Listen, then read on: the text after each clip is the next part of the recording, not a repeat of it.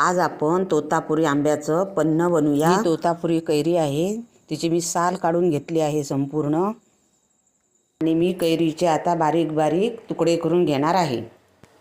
या फोडींची मी मिक्सरमधून बारीक पेस्ट तयार करून घेणार आहे। कैरीचा 2 वाटी पल्प झालेला आहे। 1 चमचा मीठ टाकते आणि व्यवस्थित मिक्स करून घेते।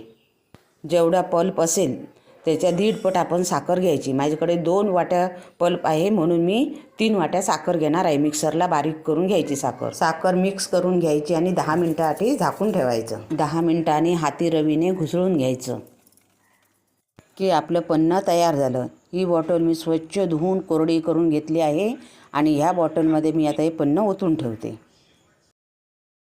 हे पन्ह फ्रीजमध्ये 2-3 महिने राहतं।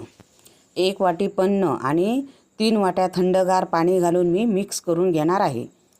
पिण्यासाठी पन्ह तयार।